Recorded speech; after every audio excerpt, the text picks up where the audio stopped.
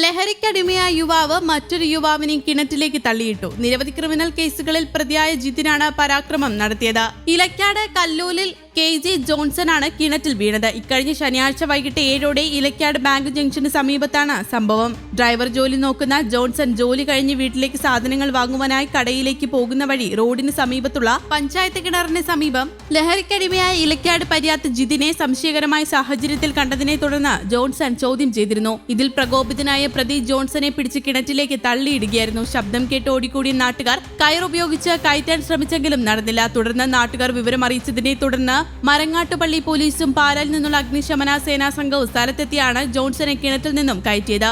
വീഴ്ചയിൽ പരിക്കേറ്റ ജോൺസനെ കുറവിലങ്ങാട് ഗവൺമെന്റ് ആശുപത്രിയിലും തുടർന്ന് കോട്ടയം മെഡിക്കൽ കോളേജ് ആശുപത്രിയിൽ പ്രവേശിപ്പിച്ചു. സംഭവത്തെ തുടർന്ന് ജിതിൻ ഇവിടെ നിന്ന് ഓടി രക്ഷപ്പെട്ടു. പോലീസ് ഇയാൾക്ക് വേണ്ടി അന്വേഷണം ആരംഭിച്ചു. കഞ്ചാവ് അടക്കമുള്ള ലഹരി വസ്തുക്കളുമായി മുൻപ് ഇയാളെ പോലീസ് കസ്റ്റഡിയിലെടുത്തിട്ടുണ്ട്.